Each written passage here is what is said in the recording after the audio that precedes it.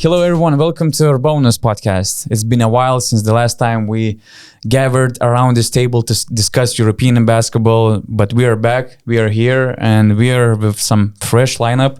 Rytis, my friend, my co-host, is here finally because people were waiting for you for so long. And we also have Augustas Šuliauskas, our video breakdowns guy, who also more frequently will join us on the podcast throughout the season because we're starting the new season, although it's only the beginning of August, but basketball season is getting started because we will have plenty of national team basketball, including Eurobasket 2022.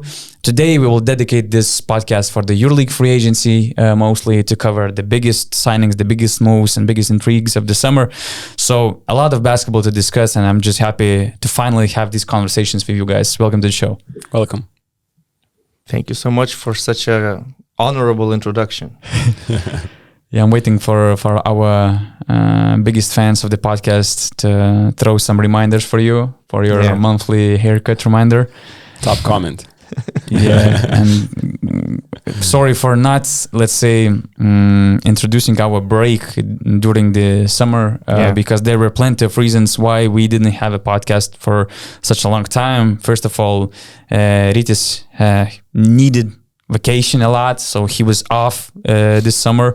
We kind of had some summer league roster, experimental roster with Augustas, with Eric McCollum. Eric was awesome. It was great, but then I had some family health issues. Then I went for the summer league in Vegas, and we just didn't have any time to make the podcast. So we will try to kind of, make up for the lost time. Exactly. Yeah. Exactly. So this means twice a week now, guys? We'll see. Or actually, maybe a 4-hour podcast. Yeah, 4-hour podcast. Yeah. A lot of enthusiasm was in your words. Covering all 18 EuroLeague teams and all Eurobasket teams in one pod. LKL. Yeah. The G League. The G League. Everything. Yeah. Today, our main topic is top three EuroLeague free agency winners and losers, including, let's say, top three most exciting rookies to watch for the upcoming EuroLeague season. But at the same time, I'm waiting for this EuroLeague season so much because we had so many transfers, big summer moves that kind of really significantly changed the general picture of the EuroLeague basketball. And I believe it's going to be very high level competition, but at the same time, we're going to have very competitive Eurobasket competition with the biggest NBA stars in the tournament, including Giannis, Jokic, Luka Doncic. And just for a short intro, probably we should share some reactions from what happened in Serbia national team camp. They just kind of started their preparation for the Eurobasket, and the entire Europe was shocked because Milos Teodosic, one of the biggest stars of the Serbian national team, long-time flagman of that national team, point guard, floor general, both off and off the court, was cut by coach Svetislav Pesic. So what were your first reactions after this report? Well, as you said, a little bit shocked, but at the same time, I was shocked when they hired Coach Pesic. So then you don't know what to expect, and so he's the guy, he's the coach who wants to be in charge of everything, and Milos Teodosic is a player who wants to be in charge of everything. So maybe these two characters kind of collided, I don't know, and it ended up like this. I don't have any inside info about any conflicts or whatever, because in the past, for example, when we saw how Sasha Djordjevic cut Vladimir Micic, then it was clear. They had a huge row during the game, one of the friendly games, and after that it was impossible to continue.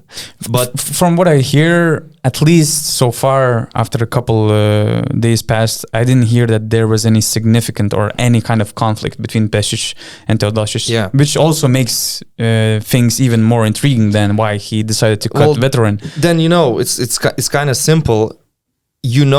Milos Teodosic. It's not like he's some kind of a youngster you want to check in the national team when you announce the list of 16 or 17 players.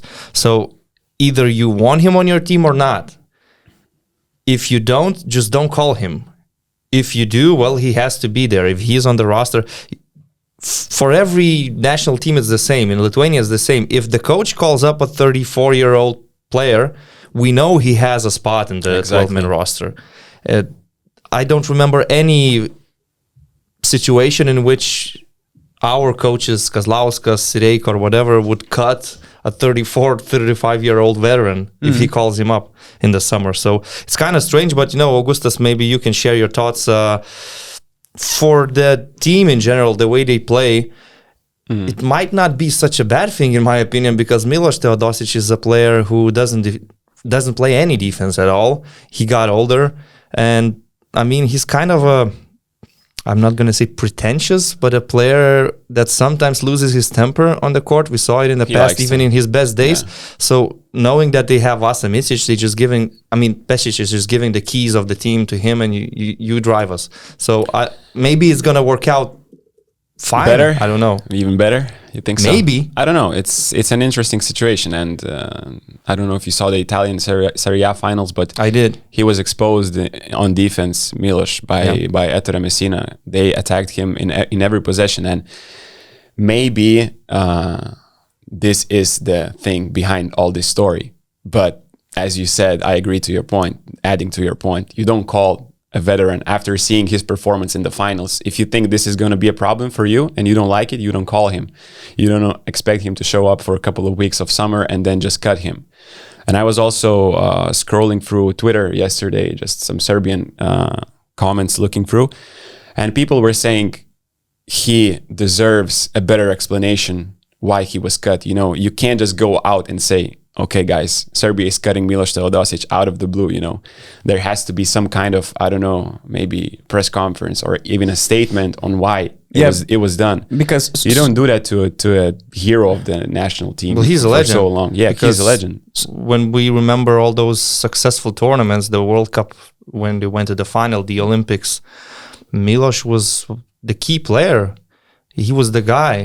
He was the one that, I remember when Lithuania was preparing to play Serbia in the Eurobasket 2015, was it? Or 2013?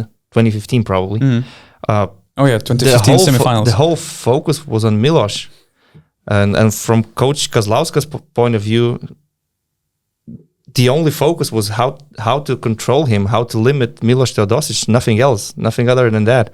So it's kind of a mistreatment, you could say, knowing the past, knowing what a legend Milos is, but maybe, perhaps, I don't know, Pesic wanted to see him like in a very limited role with very limited minutes, and maybe Milos himself didn't agree to that. But you can make this conversation before the training camp. You can make the phone call to explain your situation, your approach of this year's national team, and if Milos doesn't like it, just don't call him for the training camp.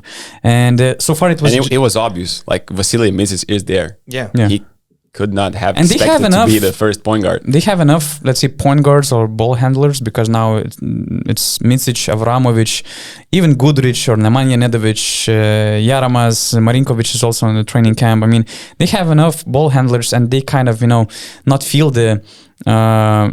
they might be not even missing Teodosic. It's not like for Spain that they have to naturalize Lorenzo Brown, for example, which is another disaster of our national team basketball. But anyways, so far it was just unofficially reported, although it's kind of a fact, but it was not confirmed by the Serbian Basketball Federation. And the official press conference, where we will be waiting for some kind of explanation from Pesic, from what I've heard, should be organized before the first friendly games against Slovenia. I think that they're playing Slovenia on 17th of August. So maybe we will have some explanation from Pesic, because as you guys mentioned, this situation requires some respectful explanation. Almost 10 days of waiting before. It's crazy. Yeah. Too much time for speculations. They should do it right now. They should do a press release right now. Basketball-wise, if Bogdan Bogdanovic was there, I would say there's absolutely no problem to play without Milos Teodosic. I agree.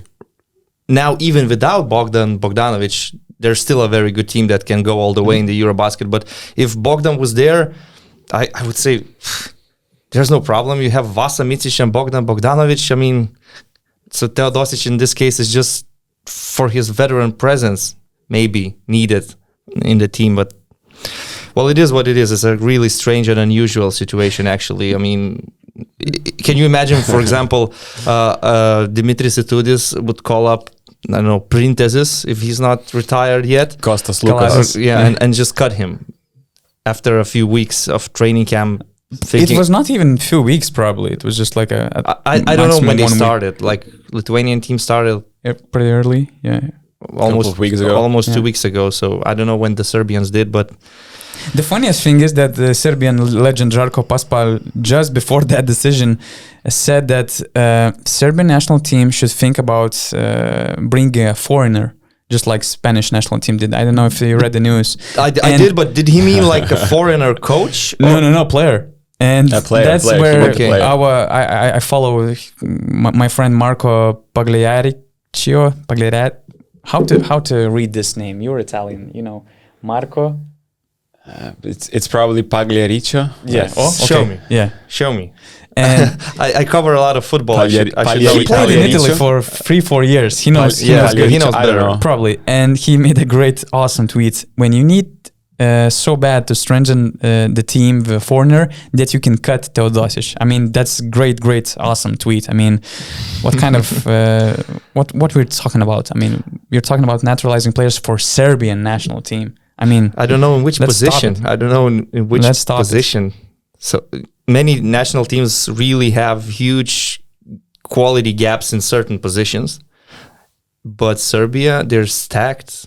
Point guards, centers, I don't know, power forwards, but Serbia had a list. it's ridiculous. It's just ridiculous. doesn't make Yeah. any sense. Serbia had a list of 22 players, and they could have made two teams. Two teams Yeah, easily. competitive If teams. everybody is there, Yeah. like Bogdanovic, Bjelica, if everybody, absolutely all of the best Serbian players are there, you can definitely make two competitive Yeah. national teams. For sure. Like France also. Yeah, one title contender and one probably quarterfinal team. I mean, At that's least. how they are good. Yeah. And they need to naturalize players just like Spanish national team did. I mean, I would really like to meet that guy who introduced this rule to FIBA, allowing to naturalize players. And I just have this hope that maybe it was created for cases like Ignas Brazdeikis, for example, or just for some players with roots of the national teams they're joining. Maybe they were grow up in America, but their parents, for example, they were from that country. Maybe it was created for that thing. But I would like to meet that guy and to talk about the way this naturalization process, evolved in a very tragic way regarding national team. I don't know. basketball. I'm not that skeptical, actually. I mean, I know my opinion on this is really unpopular, but I don't have any problems with that, honestly. I'm an ultra liberal guy, and if an American person wants to accept a Spanish passport, Spanish nationality, and he's sacrificing his American passport for this cause, I don't have any problems with that. If it's okay for the Spanish Basketball Federation, if it's okay for the Spanish government, and he wants to play for the national team, I don't have a problem with that, honestly. But it's just me. It's just my take. But I know that usually people wouldn't accept this because Lorenzo Brown doesn't have anything in common with Spain. Like some players, That's like the biggest issue, we heard now about Nick Whaler-Bob, for example, but his grandparents are German, so it's At least there is kind some of connection. different. Or when guys like Mirotic get Spanish passports, he's been in Spain in Madrid system Like Ibaka, the same. since he was a teenager, so it's different. But It's a gray zone. I just don't have a problem, honestly. I just don't like the general idea that we're making just basketball manager from the national team. But basketball. I'm a football fan, right? Oh yeah, These that's a things different world. in Yeah. football. I mean, I can give you an example. For example, there is a player, Aymeric Laporte, a very good world-class defender. He was never called up for the French national team because the coach didn't really want him, didn't really like him. So in one day, approaching the Euros, the European Football Championship, all of a sudden he's not Aymeric Laporte, he's Aymeric Laporte, because now he's going to play for Spain. And nobody really cares about that. It's not such a big deal in football. In basketball, every time we see an American playing for Croatia, for Montenegro, or Slovenia with Toby or Randolph, everybody is shocked or angry or whatever. I'm just the one probably who doesn't have a problem with this. But you just lose the idea of the national teams. Exactly. with that. I mean, you already have club basketball where, teams would take local players and then add foreigners. So why to make another competition similar to that? I know it's only one player. Yeah. But, this is why the national team and the Eurobaskets and the World Cups and the Olympics for me are beautiful, because the countries are playing and not the bunches of different players from all different countries. So if you have roots like Nicholas Weiler-Babb, for me that's fine. Like the Ignas Brzdejka situation was the same. He didn't have the passport. But for Spain to naturalize Lorenzo Brown, Eric had a completely different opinion, and I don't agree with that, But it just loses the beauty of the Eurobasket and the World Cups. I would love to see, the best players of each country just playing against each other and figuring out which one is the best. Picture of the national team roster also tells something about the general basketball situation in that country. For example, we as Lithuanians, we had the huge problems with the next big point guard after Šarūnas Jasikevičius. We still do, actually. We still do, and we're patient. We have to be patient with Rokas Jokubaitis not making too much expectations for his debut. Not debut, but very important upcoming performance first in Eurobasket. Big tournament. Yeah, with a lot of responsibilities. But anyways, I mean, it's way more interesting to see how these countries will try to solve the problem. Maybe they will change their basketball system in order to prepare more perimeter players. But why do you have to do that if you can just bring some great point guard American player like, I know, Kevin Pangos? Okay, he's young guys kind of Slovenian, but it depends on the approach of the basketball federation, actually. Well, we kind of got used to those smaller teams, like I said, Macedonia or Montenegro having an American, but now it's Spain. So everyone's talking because what the hell? They're too good for that. They're the World Cup winners. In the previous years, not so long ago, they were usual Olympic finalists. They were the team closest to Team USA in terms of quality. And all of a sudden, because all brothers are out, all the older players, Calderon, Chacho, Rodriguez, Navarro, they're either retired or approaching retirement. And now, a new generation of players, and all of a sudden they need an American point guard. I know it has a lot to do with Ricky Rubio's situation, and Jorge Garbajosa gave his arguments, let's say.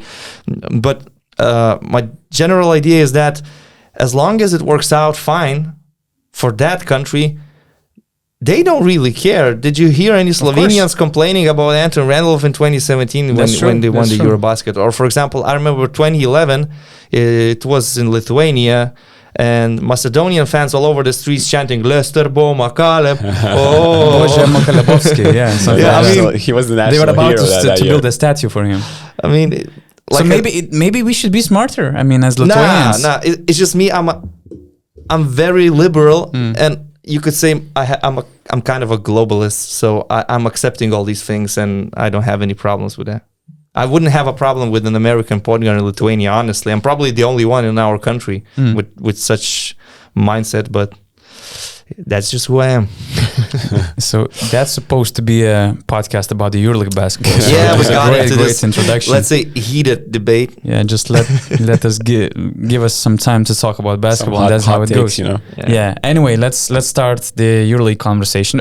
It will be normal probably in this time of the year because probably we'll have some topics mixing up, like considering Eurobasket and also some EuroLeague movement. Of course, there's not much movement in the EuroLeague left, but still we might have some interesting topics. So let's begin. Let's begin with top 3 EuroLeague summer market winners one by one.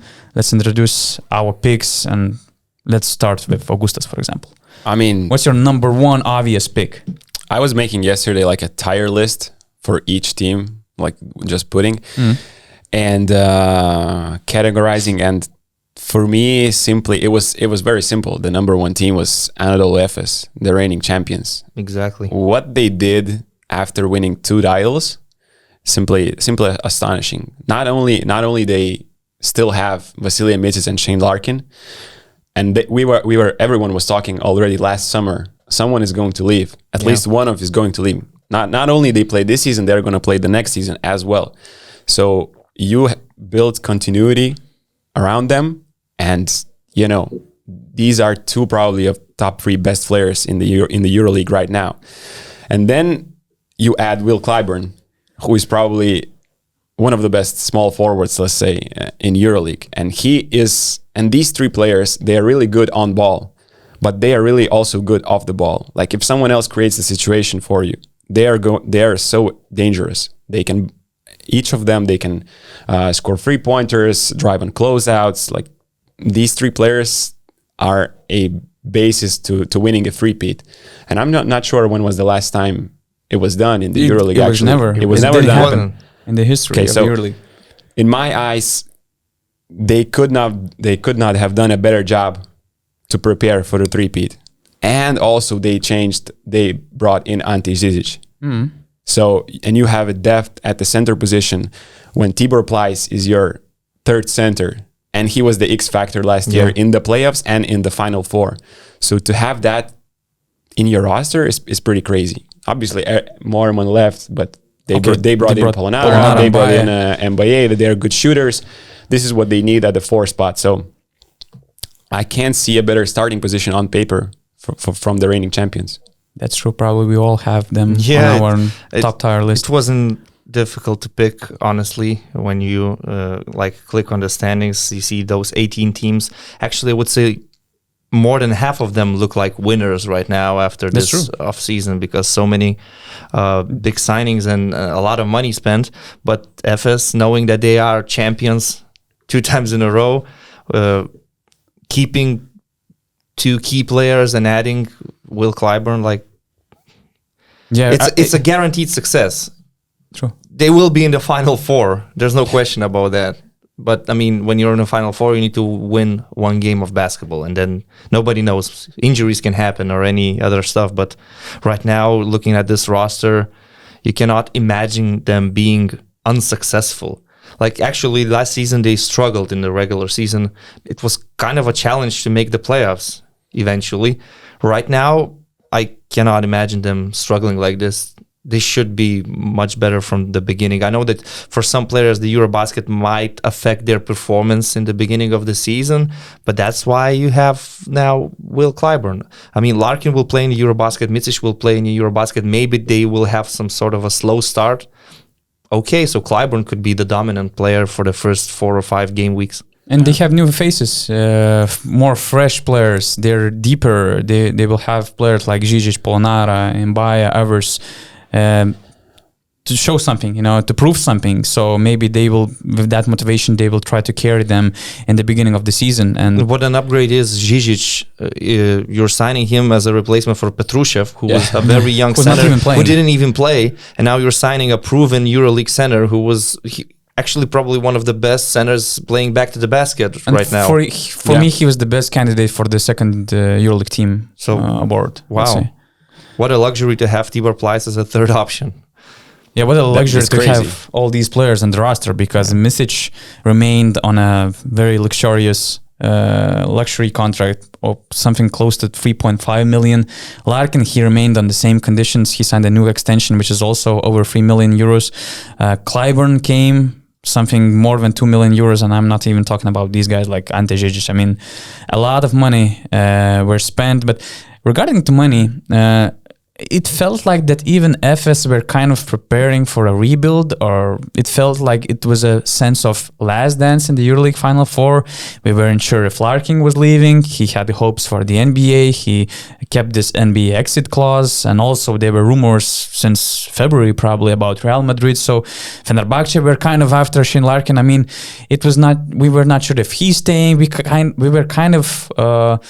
We felt it was kind of obvious that Micic was about to go to the NBA, and probably even them, they were surprised that everybody stayed. And regarding to Micic, at the same time, it's kind of, a blessing for the EuroLeague to have back-to-back finals MVP in the tournament again, trying to orchestrate his team for the historical three-peat performance.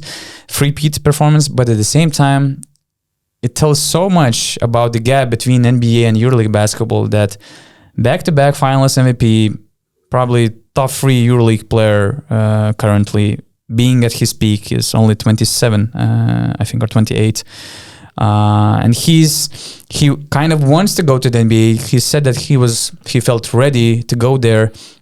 He doesn't want huge maximum contract in NBA. he was okay to have, let's say, a few $1 million per year, but we couldn't find any NBA team who was ready to give him some, let's say, solid role, $6, $7, $8 million per year, and nobody took risks. Wasn't it a contract situation, like the rights of that? That's true, and OKC didn't want just to trade him for some for peanuts. Let's say it also was part of that why Micic stayed, but at the same time there was not an aggressive buyer for Micic from other NBA teams, and it kind of makes me sad, that we're talking about the huge EuroLeague player, and probably the same happened with Bodiroga or Diamantidis, and the gap is so huge between the two leagues that it's just NBA teams don't want to take any risks, even if we're talking about the best EuroLeague player at the moment. Teams had so much success with European players recently. It's strange that nobody wants Vasilije Micic, or at least doesn't want to give him a guaranteed role. I mean, you cannot treat Vasilije Micic as an up-and-coming young European who needs to work his way up to the NBA level. Either you sign him to play or you don't sign him. And it's a smart decision from his part not to just go there to test himself. As he said, he doesn't have anything to prove. We remember players like Nando De Colo going there. Even Spanoulis. Yeah, Spanoulis was there in Houston Rockets, and it just didn't feel right. Like when you see Vasilis Spanoulis playing without the ball in his hands and just being a corner free specialist, that's not who he is. The same was with Sharas, because I think that Sharas also left for the NBA in his peak after his Maccabi years. Yeah. And maybe Vasa doesn't want to go that path. If he goes to an NBA team, he needs to go to a team which will trust him, where he can play and be happy. So, but it's still possible. The window is still open. I mean, as you said, 27, 28 years old. At 30, he will still be in his peak. He didn't have any very serious injuries. He takes care of his body. He always looks good in terms of his shape and performances. So we'll just see what happens. But we should be happy to still maintain these EuroLeague stars here, like Mirotic, Micic, because the tendency is that any younger player, if he starts dominating in Europe, he's gonna go to the NBA. And like, we should cherish the moments when we remember Luka Doncic playing his last Final Four and winning it, because we're never gonna see it again. That's the reality. At 18 and 38, maybe. maybe. So the biggest, he's not yet dominating in the NBA at that age. Okay. So the biggest winner of this EuroLeague free agency is Anadolu Efes Istanbul, and it's normal that our picks might clash each other. Let's say we might have the same picks, but do we have the same lock for the second biggest free agency winner? I don't think so. I had Real Madrid. Okay. Can you elaborate on that? Mainly the similar reasons for what Anadolu Efes did, but last year media was talking about how Real Madrid was really good at the front and not that good in the backcourt. Yeah. Williams Goss was not playing that stable basketball. I mean, there was not many shot creators on that team. So what they do, they go out there and they bring back Chacho Rodriguez, they sign Mario Hezonja, who was amazing at Unix. They add Janan Musa, and I don't know the situation with Williams Goss and Pierre Henry, but even without them, they have 10 players in first three positions. And you have Sergio Yui, who is, if Williams Goss staying or Pierre Henry comes in, he is the third point guard in Real Madrid. And he's still hungry. He's playing for a national team, which means he still has a lot of passion left. He's not the same Yui as he was 5 years ago, but he's still a very good level player.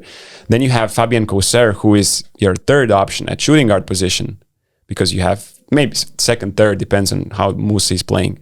And then you have Gabriel Deck, Adam Hanga, and forgetting, and Hezonja. You should throw Abalde to the list as well. Abalde and Rudy Fernandez. Yeah. And you have 9 or 10 players in these three first positions, with shooters, with defenders, with slashers, someone who can play in the post with Deck. Maybe even Juan Nunez will get more minutes in the ACB League, for example, during the regular season. He is a very talented youngster. Exactly. I have to agree. I mean, Real Madrid they are always stacked. They always have 15 players and 3 players that don't make the 12-man list. They're guys that would be in the starting lineup for many European teams. But yeah, exactly.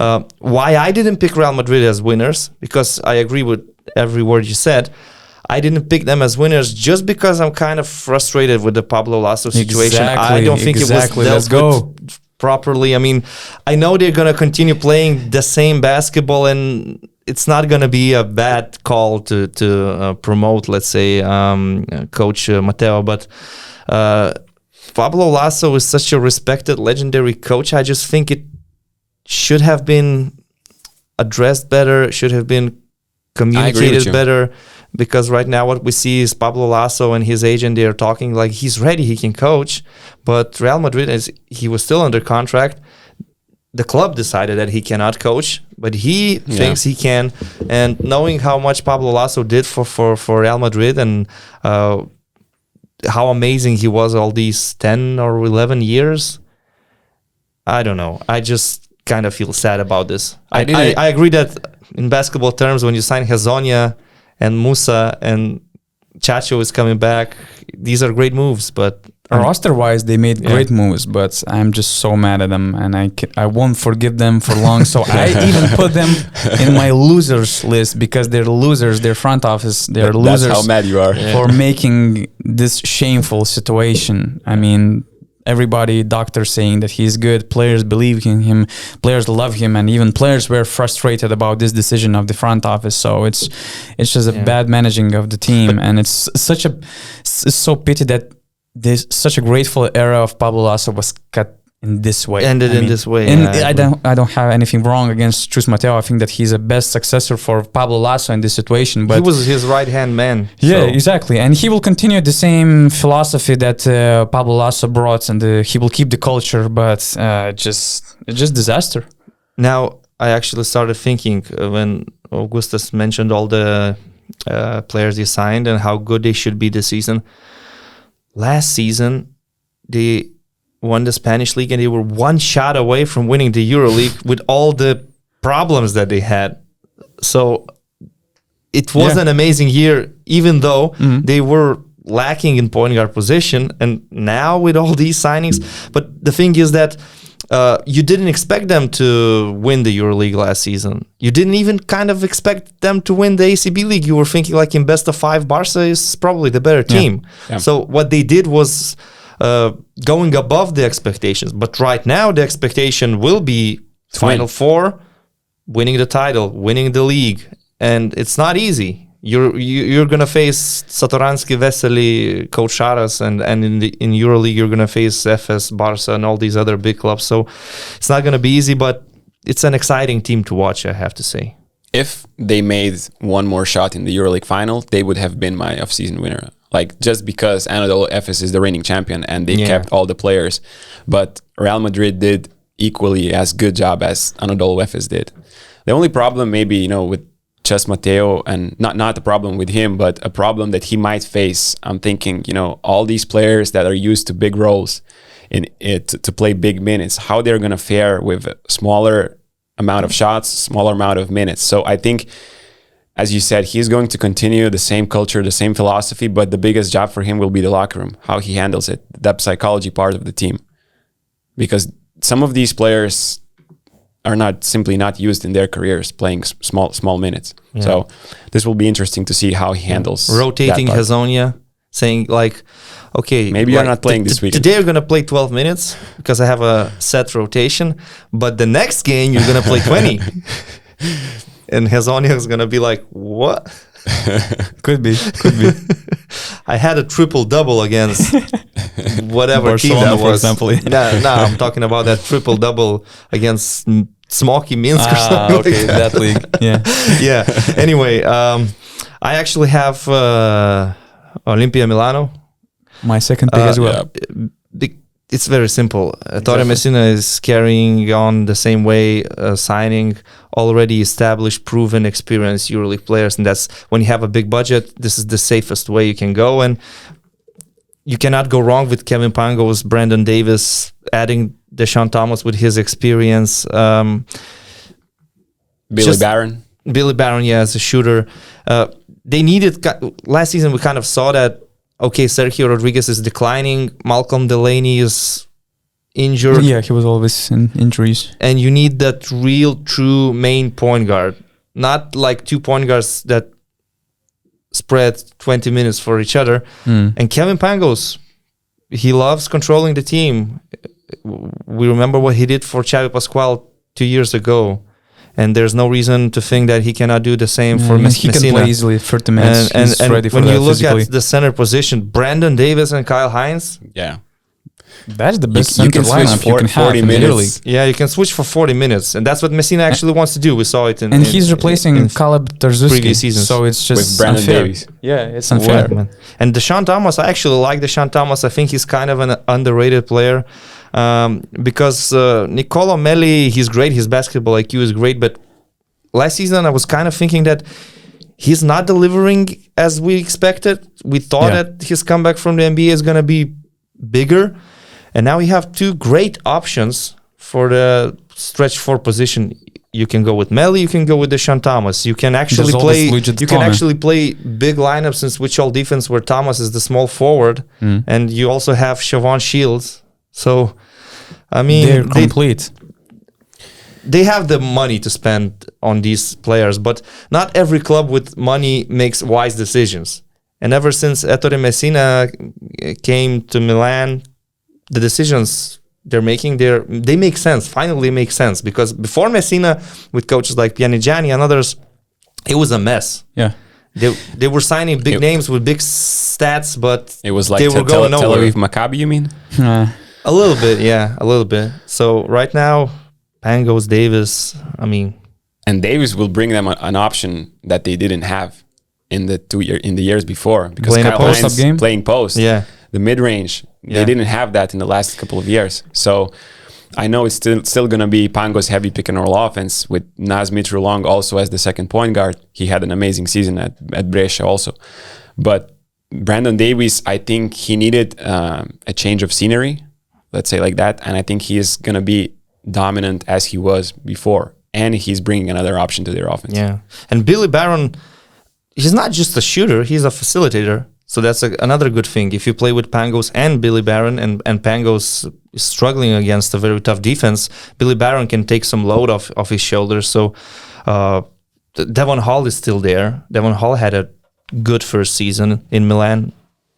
They replaced some players that didn't really work out, like Troy Daniels, for example. Messina didn't Jerian Grant. believe in him that much. And they replaced them with good signings. And I didn't even mention like Naz Mitrulong. I saw some of his games in the Italian league. He's good. He's crazy good. Yeah, so wow. He had a 38-point game in the playoffs against Sassari, I think. Yeah. And I really wanted to see the Brescia against Olimpia in the semifinal, but they lost at the end. But he is super athletic, and finally he came to Europe after voyages in G League. So. And he's like 4th and 5th option on Milan's backcourt. It's incredible. And just on top of that, what you mentioned, all these guys, they can really shoot the ball very well from the outside. And that was the problem they had the previous season. Although they had some great 3-point specialists, but I mean, adding Billy Barron, Deshaun Thomas, even Kevin Pangos, I mean, they're amazingly good shooting 3-pointer. And last year, Milan... they were only 17th in true shooting percentage, 13th in 3-point shooting percentage, and general overall offensive rating was only 15 in the EuroLeague. So they will for sure improve in this area, and that's what were they missing in some crucial games in the EuroLeague at least. So they're good. They're gonna be really good. By the way, one important thing which also tells something about the EuroLeague free agency and the EuroLeague market, that Kevin Pangos actually barely played last year. He played 24 games in the NBA, but he didn't get any consistent minutes. He played some minutes, some more solid minutes, just because some Cavaliers guards had injury problems. He even played 2 games in the G League. But the thing is that he kind of missed the entire last season because he signed with CSKA in kind of February and didn't play since then.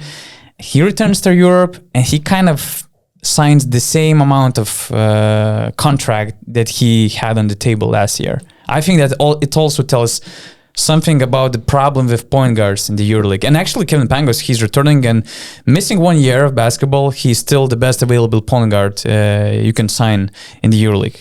But it's also crazy, and I hope that with many new point guard signings, we will have some new fresh faces, new stars in the EuroLeague, because point guard market is already a big issue for a lot of teams, not only for one season. It's an ongoing issue for many teams. Anyway, the third selection probably will be very interesting, because probably there are more teams in consideration making this my top three is gone. Oh yeah. But there are more teams you can choose from, definitely. But well, you know me, I have to carry on with Mike James bandwagon. Okay, yeah, of course. And Monaco. There's a reason why we have this Monaco and Jusic jersey here in the studio. And maybe Monaco's roster is not complete yet, because last season, out of nowhere, they made signings in September. So maybe they will bring Nicolaitis, for example. He still wasn't announced. Nobody knows. But what they've done so far, they signed Elio Kobo, a very promising, exciting young French player who beat them in the French League finals. But it was a strange situation that during the series he already knew that he's going to Monaco, maybe, which is why he kind of trembled and missed a clutch free throw. I don't know. He missed a lot of them. A lot of them in the overtime as well. Actually, a lot of them. But his EuroLeague season, especially the first part of the season, just showed what a dangerous, what a problem he is for the other teams. Left-handed shooting guard, and now he's gonna play with Mike James and Jordan Lloyd. So it's not like the other team's gonna focus on Okobo. You're gonna see him like the second or third option, which will be a lot easier for him than to play in ASVEL. Okay, with Chris Jones, but the other guys are not that great. So Jordan Lloyd, Elio Kobo, Mike James, there's so much talent here. You can talk about chemistry issues or whatever, but you cannot question the talent. And they signed John Brown. He was probably one of the most wanted power forward / centers in the market. Just defenders in general. Yeah. A beast. And Adrien Morman. You need some good French players since you're playing in the French league. So you brought a champion, a power forward who has a strong body. He was shooting from free like 40% last season. So yeah, they got better in certain positions, but I don't think they're done yet, because right now on the list you see only one true center, which is Donna Hall. Maybe they're going to extend. Sign a deal. He signed an extension, but it's still not official yet. But it's like it's done deal. So, but knowing that it's Monaco, like I said, when they signed Will Thomas and Mike James last September, out of nowhere, you were thinking, wow, what game changers. Maybe they're going to do something like this now. They can join the team as well. Yeah. But the thing is that, like, when they made the playoffs and they had a great 5-game series against Olympiacos, we were applauding them. We were saying, wow, what a season. Right now, we're kind of expecting them to make the playoffs. It's not like taking the 7th or 8th seed is going to be something huge. You're expecting a team with Mike James, Jordan Lloyd, Elio Kobo, John Brown, Donta Hall to be in the top 8. And the competition is crazy. When you add Virtus Bologna, when you add actually Partizan, the way they're building the team, and Valencia and all the other clubs that actually got better from last season. So it's going to be hard, but I'm excited to see what they can do. Yeah, I had few options for the third spot of my top 3. Prior to signing Wade Baldwin, I had Maccabi, let's say, on this list, but they signed Wade Baldwin, and now it's getting unpredictable with that team. And I have few options, and I don't have a clear favorite for that position. I was thinking about Barcelona, for example. At first, I didn't like the idea of swapping Vasilije with Brandon Davis, because in general, I like Brandon Davis more as a more versatile center who is also younger, who is fresher, who doesn't have such an injury history. And I think that, it's kind of bad that Barcelona couldn't keep him. But at the same time, the addition of Brandon Davis we saw last season, he wasn't good. He wasn't good as he was in his first season with Šarūnas Jasikevičius. So he just looked tired. He wasn't himself. He looked tired. Yeah, that's true. He needed to change the environment. So Vasilije is coming in his place, and what was interesting about Vasilije that Fenerbahce also wanted to keep him. But from what I heard, that as soon as Satoransky declared that he wants to return to Europe, and prioritized Barcelona, and it was getting kind of obvious that he's getting back to Barca. Even Fenerbahce people kind of felt that there's no chance to keep Jan Vesely, and although they probably made a better offer financially, he was just looking for some other things, and they're super close. I mean, Vesely and Satoransky, they're super close off the court. They're very good friends. They both love Czech Republic national team. They're very important part of this, let's say, best era of Czech Republic basketball they're having right now, because these two guys made this national team very competitive again, and they feel each other very well on the court. And on top of that, I mean, talking about Satoransky, I think that he's a little bit better option than Nicolaitis because he's younger, he's a better spot-up shooter. Maybe he's a better finisher with the contact, and we'll give some more tools offensively. Nicolaitis is better creator, he's better defender, but probably Satoransky offers to Sharas that what he was a bit missing. And on top of that, I mean, Satoransky and Vesely, they already make a Final Four contender. But then you have Nikola Mirotic, who is playing his best basketball in his career. And he's injured. That's another part, and I will talk about it later. Then you have Corey Higgins, who we hope is getting healthy. And he was very important to Barcelona when he was healthy on the court, and his presence in the locker room is also crucial. You have improving Rokas Jokubaitis, you have Laprovitola and his successful first season with Barca. But the most important part is that they brought Nikola Kalinic. I mean, I think that's just awesome signing for They wanted him Barca. Actually last year. Yeah, it just didn't happen for some reasons. Maybe because of the buyout, which was also involved, and maybe because of Mirotic. Kalinic was just wanted to go back to home, be closer with his family after the COVID years. And we all know how Sharas likes big lineups, and especially these small forwards with great size, with defensive abilities, with game reading, offense reading, and especially because of his post-up game. I just believe that he's gonna be very important piece in all the picture. Of course, we have these questions about health. Mirotic, he might be out until winter from what I hear, and that's an issue. That's the red flag about the Barcelona season. That's true, and we have without him, we're not sure about Corey Higgins if he is going to get back in his shape, because here he's 33, so there are enough red flags. But roster wise, what they did, I think that on the paper they're a better team than they were last season. If Nikola Kalinic, if Nikola Mirotic is back to himself, being himself in the second part of the season. Yeah. But when Miro got hurt, they were very quick to sign, let's say, a replacement.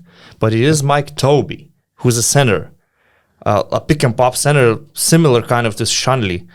Do you see Vesely playing as a power forward? What are they gonna do? Knowing Sharas, like it could be like Toby spreading the floor, and Vesely was playing a lot as a power forward in Fenerbahce, which was not, in my opinion, a very smart choice. Yeah, I mean, it doesn't really matter the positions that you put them in. It matters where they are put on the court. So Mike Tobey can just spread out on the 3-point line, and that's it. But in my eyes, it's not necessarily position to position replacement. Mike Tobey is not coming in for Nikola Mirotic. He is gonna take a different role and be like a floor spacer, but I don't know. But that was what Shanley was supposed to be, and they still have him. So if he is staying Shanley, maybe they just needed. Okay, Miro got injured. We need another player, and we need a floor spacer. So you sign Mike Tobey, and Vesely is just going to be the pick and roller guy. Yeah, because I'm just remembering how Vesely was playing in Fenerbahce in lineups with Duverioglu, for example, or Devin Booker. I really like Vesely more when he's the pure number 5 in that team. He's playing all the pick and rolls, and the power forward is somebody who stretches the floor, like, I don't know, Alec Peters, for example, somebody like that. But we'll see. Sharas obviously has a plan. Yeah, maybe Kalinic will play the floor Tobey more minutes. We'll see what happens. But I do agree with you that it's very important to have players with good relationships. And when you sign two players from Czech Republic. And key players from key positions. let's say. and they're good friends. They're key positions. You have your pick and roll set. Yeah. Let's put it this way. And Satoransky, it's been a while since we saw him in Europe in Barcelona shirt, but we saw him in some FIBA tournaments, and he loves to lead the team. The NBA numbers maybe don't show that, but if you look, for example, in the 2019 World Cup, it looks like he got more consistent shooting the ball because he left Europe being a guy who's sort of okay from mid-range, but he's not good from three-point line. In the NBA, I believe it was like 32%, which isn't great, but it should be an improvement comparing to Kalaitis. And adding to your point about Kalinic, I think he is the game changer for Barcelona, just because he's probably coming in the place of Nigel Hayes-Davis, and I think he was asked to do too much in that team. You mean Hayes? Yeah. Hayes-Davis. And he was often asked to attack mismatches in the post and knock down spot-up open three-point shots. And in the post, he is not consistent, and he had trouble against Real Madrid, and even before in the EuroLeague, we saw that he is not as good as Nikola Kalinic, I think, is in the post. And as a spot-up shooter, he is not consistent as well. Like, you can't count on Hayes-Davis to make shots consistently. And Barcelona needed that because, you play post-heavy basketball and you have Nicolaitis on your team. So you need the shots you get, the only shots you get open, you need someone who hits it. And he was simply not that. So I think it's an upgrade in that. And they also needed that size because on the other end of the Spanish League finals, there's Gabriel Deck, all these big bodies like Mario Hezonja. I mean, they needed some size and physicality, which Kalinic can offer. And he's like the perfect player for Jasikevic. If Mirotic is healthy, grind. For other teams, it's a nightmare to play Mirotic and Kalinic, who can both attack you in the post in various situations. I mean, I know that Kalinic is not going to be used like in Crvena Zvezda when he was doing everything, but he can create from the post, for example, which we remember Šaras loves. Edgar Solanovas probably had his best seasons in Šaras' system. So, and I agree with Augustus that it just all depends on Mirotic. If he's gonna be healthy for the second part of the season, I mean, they can survive the first part of the season. They will get some wins, obviously, with the quality that they have. And if Mirotic is back, they need to win titles. Actually, Šaras needs to win titles with this team because now losing the Spanish league again, 2 EuroLeague Final Fours, they didn't win. And he's on an expiring contract. Xavi Pascal might be available next summer, so it's a do or die year for him. He needs to win. He needs to win this season. But can you imagine the lineup with Satoransky, Higgins, Kalinic, Mirotic, and Vasilije? I mean, the shortest guy is Higgins, 196, Satoransky, 2.05, Kalinic, 2.03. Satoransky, 2.05? Is he that tall? Satoransky, 2.01, sorry. Yeah. Okay. He's over 2 meters. I was like... Kalinic is 2.03, so it's a huge lineup, just like Šaras loves. So it's going to be interesting. You have Satoransky, you have Kalinic, and Mirotic, 3 guys who can play in the post really well. Yeah. And then you have automatic mismatches, just dribbling up the half court. And just unfair game for these lower bottom teams in the EuroLeague. And that's where we are getting to the losers side, right? The losers of this off-season, who you would start with? It was really hard to choose, actually. Because some of these teams, you cannot say that they're losers. It's because just that there are too many winners. They have this summer. Some clubs obviously just have budget limitations, and they cannot replace some of the star players that are leaving. So I cannot judge Alba Berlin or Žalgiris right now. We just have to wait and see how the season goes. But one of the teams on my list as losers is Baskonia, actually. I think that Alec Peters left the team. Simone Fontecchio is trying himself in the NBA. Wade Baldwin left, okay. He had some nice stats, but he was probably not making the team better. But the replacements they signed for these guys, unproven players, which some of them I actually haven't even seen yet, and maybe they found some gems. I don't know, but I think they've lost too much, especially talking about Fontecchio. And I think they're gonna have a long and difficult season. And knowing that Baskonia's management usually doesn't have any patience with coaches, they're starting with Joan Peñarroya, but in Baskonia you're always on a hot seat. So when is Perasovic coming back?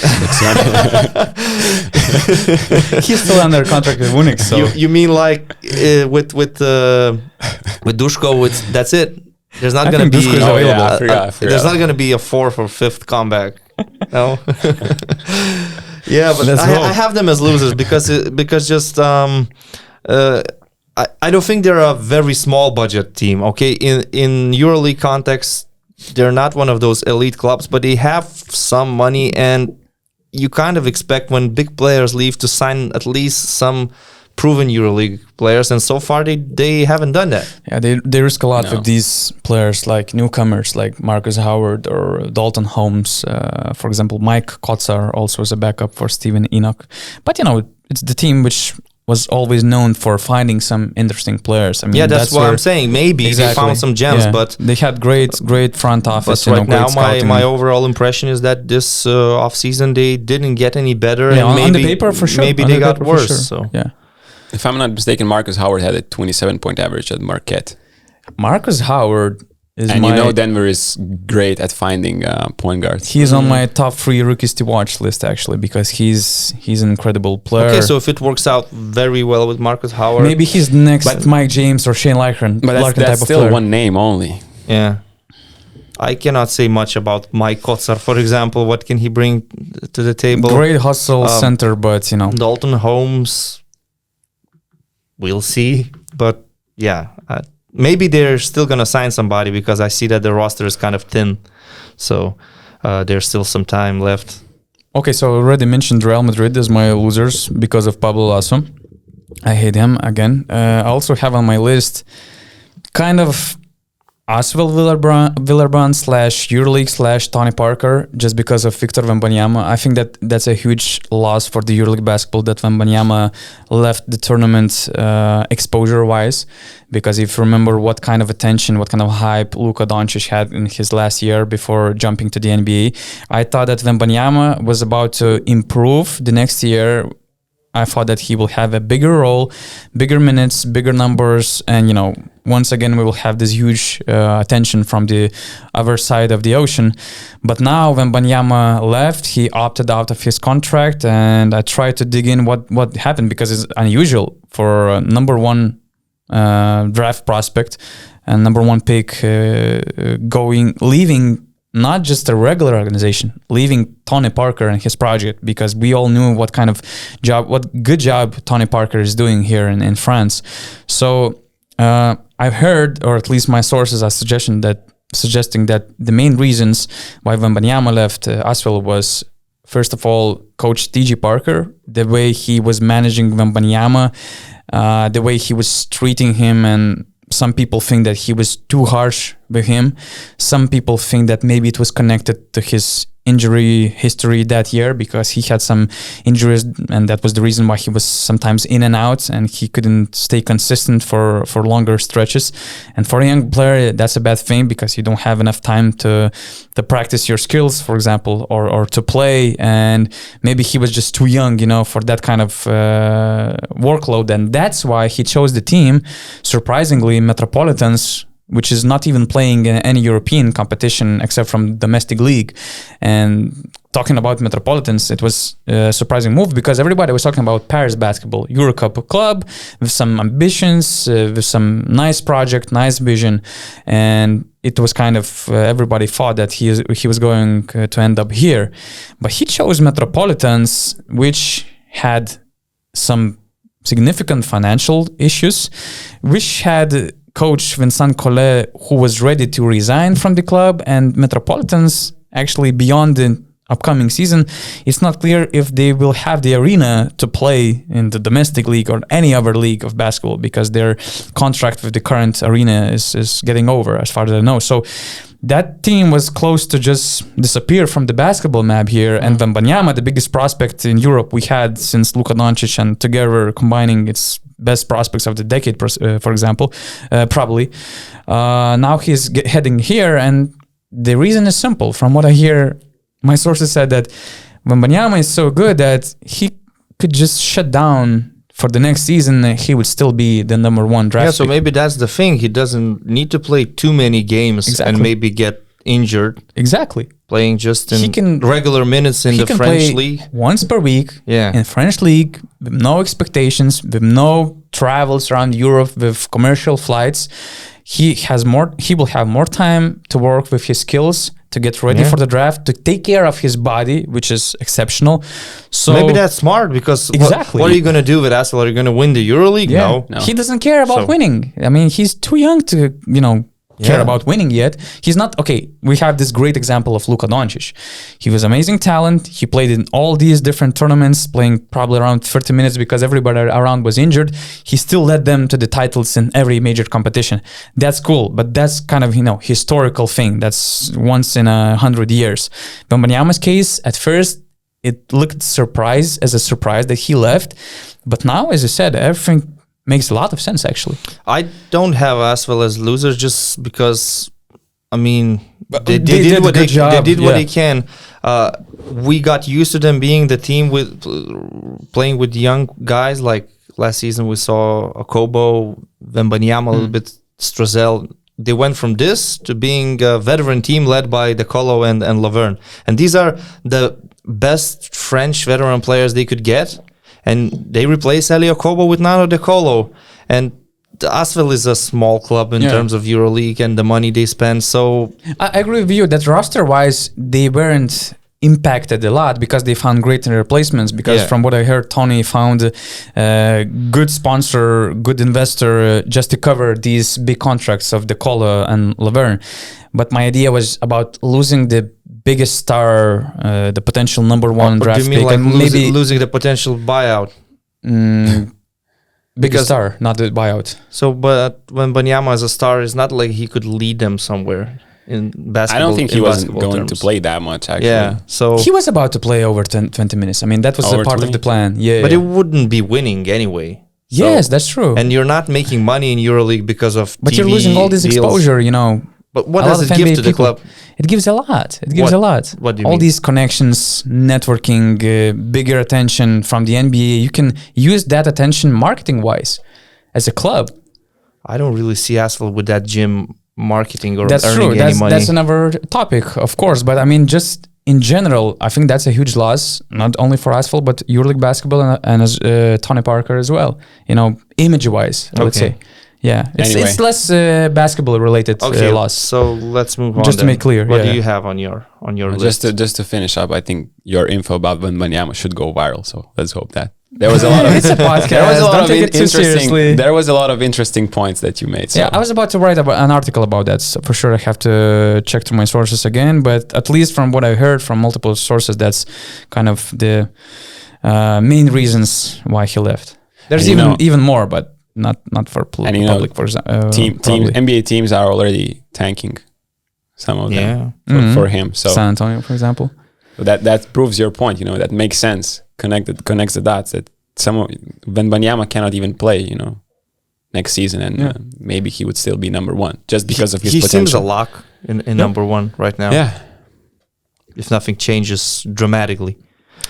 I had Bayern München. Yeah, I have them also. And for the same reasons as for Baskonia. They just simply let go of a lot of talent and they replaced them with, bets from the G League. So they lost Deshaun Thomas, Darren Hillard, Nihat Djedovic, and they added Cassius Winston, who had a 12 or 14 points average in the G League. Elias Harris, who was playing in Japan and does a little bit of everything, and Nicholas Wimberg from Chemnitz, who had a 6-point average in the German league, and the center Freddie Gillespie, who had a 9.6 rebound and 1.5 blocks in the G League. So Just too much talent that was let go, and you don't know Experience, not only talent. Yeah, exactly. And I was thinking how I could summarize the summer that Bayern Munich did, and I thought of like quantity over talent and experience. They have a lot of players already, but I'm not sure if they have enough talent to win a lot of games. I'm a big believer of Andrea Trinchieri magic. 2 years in a row. 2 years in a row they made the playoffs, but I just don't see them making the same run this year. I don't see them making the same run purely because the EuroLeague looks too strong right now. That also. And they're gambling with these guys, obviously. I don't know their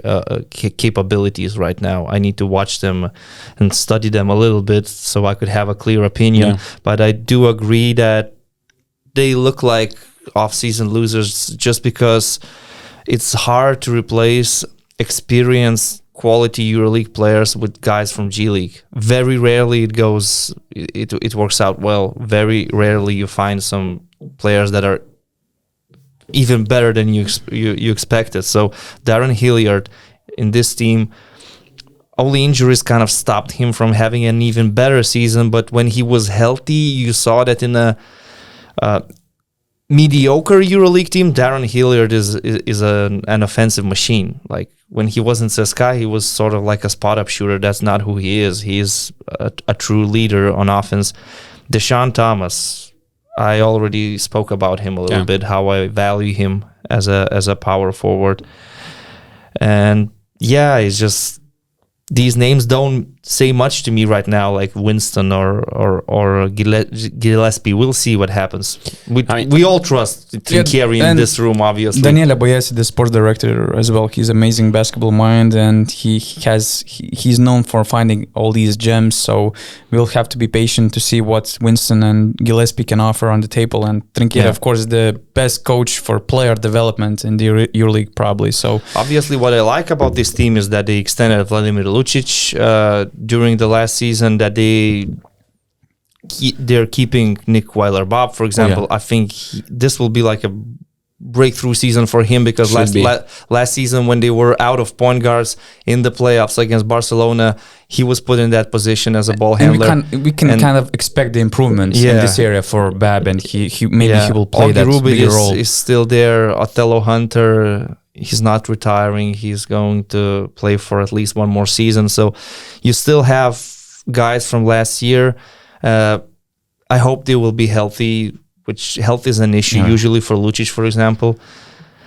I'm cheering for Trinchieri, but I have to put them on the list of losers this offseason because just too much quality and experience was lost. That's also part of the fact that they had some budget issues. I mean, they had very limited budget in this offseason, and that's why you can explain these, let's say, interesting signings, Winston, Gillespie, and no big names signing, because they just didn't have any capabilities of bringing better players. I don't know the reasons yet why they had these financial issues, but of course that was a big part why they kept them in Europe and gas. Probably.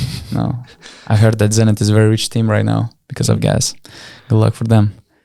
Okay, and I have two teams already on my losing list. I don't have anymore. You have Munich, Baskonia, and I had Alba, but... Alba. You're unfair. They're doing their thing. You're busting guys of a I don't know. problematic situation. I really didn't have understand the situation, but... I really honestly didn't have a clear third pick, for example, but what I did pick, and you feel bad about it. I kind of feel wrong about. I kind of feel wrong about saying this, but Maccabi. Just go for it. Yeah, Maccabi. Because of Wade Baldwin? Not just because of Wade Baldwin. It looks like they're playing Basketball Manager in real life.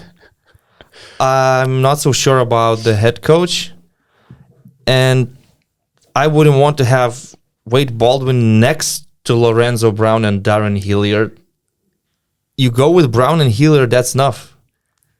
As a backup, you can sign somebody else. A more simple player, for example. Austin Hollins is also there as a shooting guard.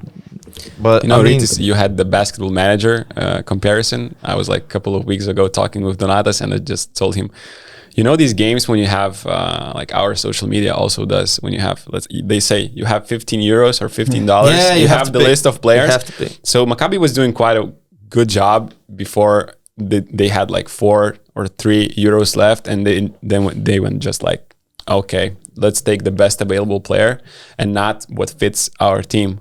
Yeah. I mean, Nebo, Poitras, for example, these are good signings for a modern EuroLeague team.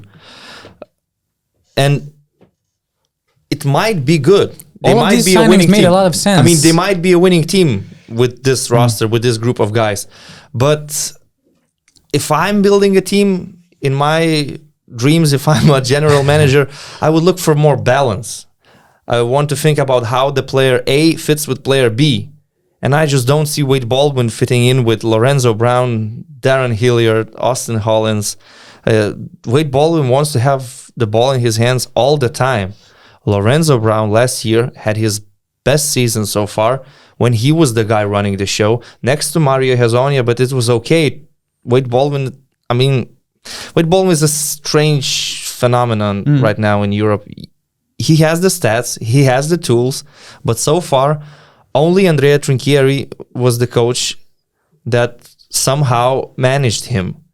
And Odet Katash, I have nothing against the guy, but so far I don't have any reason to think that he's an elite European coach. So I'm mentioning Maccabi in this list, but at the same time, I hope it's going to be a good season for them, because I kind of like Tel Aviv and Maccabi, and I want to see them better than they are recently. And also Panathinaikos, I had this big name on the list as well, because they're also kind of playing the basketball manager game. Pedolakis is playing basketball manager game. I mean, the owner maybe, because he decided to spend more money. Could be. Yeah. Any reasons, about Panathinaikos? Would you like to elaborate? More or less the same reasons. Bad fit on the court? These players taken separately, they seem fine. But on the same roster, it looks kind of random. Paris Lee with Andrew Andrews, Grigonis, Walters also on the same positions. Okay, the Kalaitzakis brothers.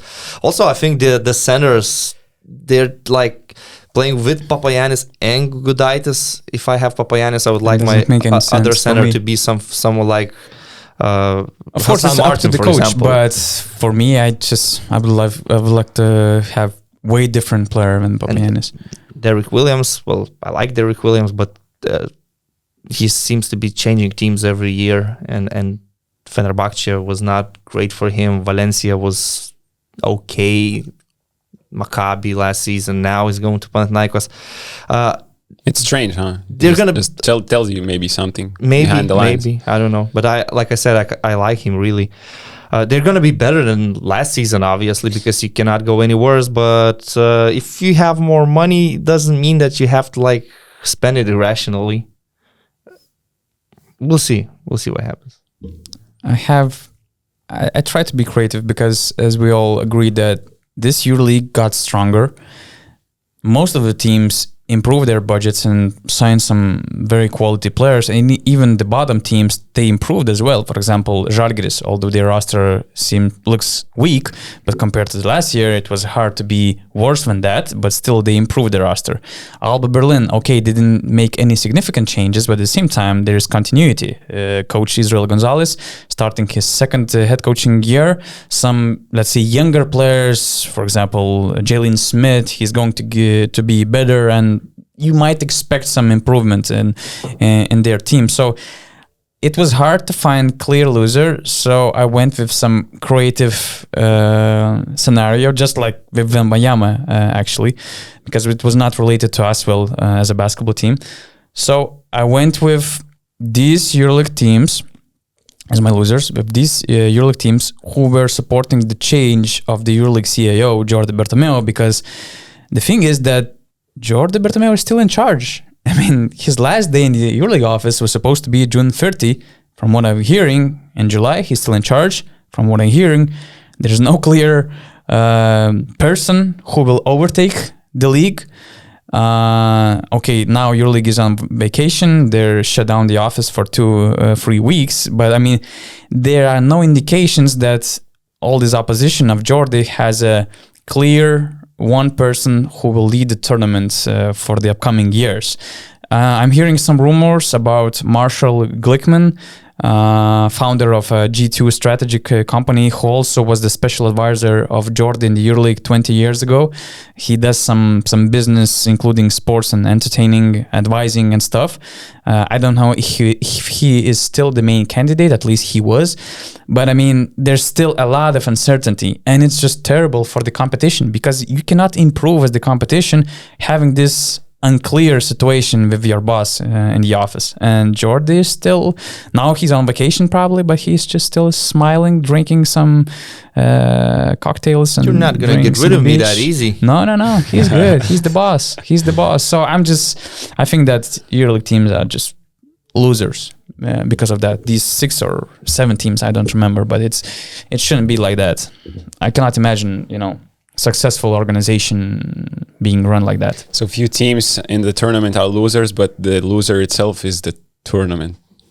Let's say that. Competition-wise, it got stronger. Organization-wise, it's still a mess. It's just still moving. the same. It's just moving water, and not moving water is a bad thing. So let's finish our podcast with top rookies to watch. Right? You can actually throw all 3 you have on your list with short arguments why you pick them, because we're not talking about the best available or exciting. Yeah, best I'm hungry, players. so I'm going to keep it short. Yeah, we cannot keep you hungry. Right. So the first name, Sami Ojeleye. Bologna were to sign him. Boston Celtics. Brad Stevens has an eye for these guys, and we see what's happening with Gershon Yabusele. He was also on the Celtics. Shane Larkin. Yabusele maybe didn't make it big in the NBA for the Boston Celtics, but there's a reason why Brad Stevens wanted him and saw him as a potential power forward in the NBA. Now he's dominating the EuroLeague. It's kind of similar with Sami Ojeleye. I think he's going to be one of the best defensive players in the EuroLeague in the upcoming season. You can play him as a number 3 or number 4. It depends on the coach. But again, Brad, if it's a player that's coming after 4 years being there with Brad Stevens, he's going to have a good character, a good work ethic, and I think he's going to be a very intriguing player in the EuroLeague. He never played in Europe so far. It's going to be his first season here. He played 4 years with Boston Celtics. Then he, for a short period of time, was with the Bucks and the Clippers. So that's the first name on my list. The second one, Jonathan Motley, it's the obvious one. Yeah. Just not much to be said. Well, the most intriguing. It's not much to be said. We were talking about Eurocup. him coming to the EuroLeague last season all the time. And the third one, just because I'm Lithuanian and we're going to follow Žalgiris, is Ignas Brazdeikis, because it's interesting to see what is the ceiling for this guy. We had some, like a sneak peek so far, because we saw him in not the greatest competition against teams like Latvia, Estonia, or Czech Republic, Bulgaria. And it's going to get serious in the Eurobasket, but in the full EuroLeague season, you see that the potential is there. So he could be a huge game changer for Žalgiris, and he could be a guy that goes from 400K or whatever he's going to earn this season to like almost €1 million next season if he stays in the EuroLeague. So these are the 3 names, 3 rookies I'm looking forward to watching this season. Yeah, I also had Ignas Brazdeikis on my list. And too. Not only because he's a very interesting, intriguing pick and roll potential star in the EuroLeague. I think that he has that skill set, which is be incredible fit for the EuroLeague basketball. But also, he's very interesting personality. Although he is down to earth, we kind of noticed it in the Lithuanian national team. In the college, he was known as a badass. I mean, he was always teasing the opposing team fans when he was playing away, and he was one of the most hated players in the college because he was always doing some science, to the stand. So I can't wait to see him performing well in gyms like Belgrade, Athens, Olympiacos, for example. So I'm not sure if he will be so, aggressive of all these actions, but He's that might probably not going to be on a winning team, so That's also an issue. it's going to be for him. hard. Yeah. It also you love depends the if Žalgiris mindset. will be successful. You love that he has that mindset. Of course. I He mean, doesn't for care. me- He doesn't have any authorities, and especially in European basketball. He thinks that Yeah. he's the NBA player, and he's very confident about himself. And we in Lithuania miss players like that, with that kind of mindset and that kind of potential also. I had two names, Brazdeikis, Motley, and Mitru Long, but we already talked about it a little bit. And the last name is just Carson Edwards from Fenerbahce. Why? G Another League- Celtics guy. Yeah, but he was playing there, not Barely playing. Barely playing, yeah. Just basically because there was Kyrie, there were Kemba Walker there, Marcus Smart. He couldn't get playing time. But he is a guy who was G League scoring champion last year. I think he is a gamble with Fenerbahce because he is a great offensive player. He is a great shooter. He can knock down 3-pointers from 7, 8, 9 meters with ease off the dribble. But I'm not sure how he's going to fit in Europe, in the EuroLeague. He wasn't... I'm preparing an article about him, so I watched a lot of his games and clips. He wasn't really playing defense. He was basically, he wasn't a creator. He was playing for himself. But if this man gets hot, you can expect 30, 40 points. He had a 46-point performance, I think, last year in the G League with 17 of 25 shooting. Another game with 14 from 19 from the field. He's so good off the dribble that there can be games this season where he has 20, 25 points in short periods of time. So I'm looking forward to watching this guy. Marcus Howard is the same type of player that Baskonia Yes. brought as the main point guard. He's very young, 23. He played 2 years for Denver, also for their G League team. Pure scorer, very soft touch, can be very successful in Europe because of his scoring skills. He had consecutive 40-plus points games in college, including 51-point performance. Had a couple of 20-plus point games in the NBA, and when Jamal Murray got injured, Denver was very happy how Howard contributed because he got bigger role in that rotation. But of course, he must focus more on his defense, on involving his teammates, and he might be exposed in EuroLeague because of his defense if he won't get serious and won't put more effort on that side of the end. But at the same time, as we mentioned, Baskonia brought to Europe, at least not to Europe, to EuroLeague, all these scorers like Mike James, Shane Larkin, for example. Pierre Henry is another example of great. I will never forget Darius Adams. Yeah, Darius Adams, another crazy It's a shame guard. he went to China so quickly. He's always tweeting about returning to Europe and EuroLeague, but he's never come back actually. So I hope that this will be the year. Maybe it's too late. Could be. But I remember him. So it will be interesting to watch this kid, Marcus Howard. And the last name on my list, adding Ignas Brazdeikis as well, is Parker Jackson Cartwright. He's 27. He's the newcomer of ASVEL Villeurbanne. And he is listed, at least on Wikipedia and some other basketball databases, he's listed as 180 centimeters player. But the thing is that he looks way smaller. You can obviously notice it watching his highlights. Other websites list him as 176.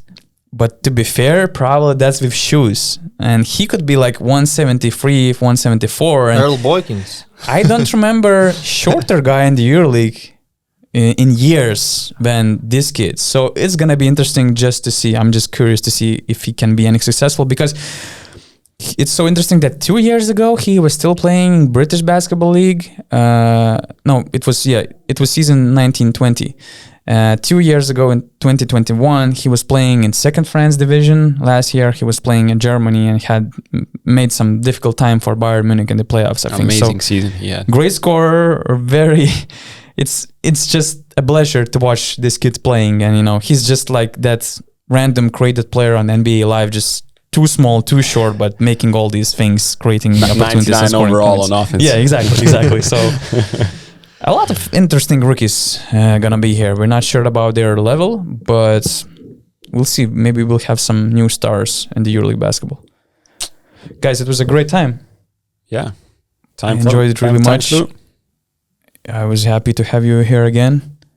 At least not happy to have you here again, but happy to have this new lineup here under around one table. So as I said, we're not cutting Eric McCollum. He probably will join us during the EuroLeague season. At least he committed for another season on URBONUS podcast. But that will be a little bit different type of podcast with him. But was of it course, a player option? It was kind of mutual option, more of a player option. But I also had some impact on that extension. So yeah, he should be here as well. Of course, Rytis will be here. Augustas, we will see him here more often, and we're just glad to be back. We're waiting for your feedback on our YouTube channel, BasketNews.com. You can also find us on Spotify and all the main audio platforms. Pleasure to hear from you guys. See you soon.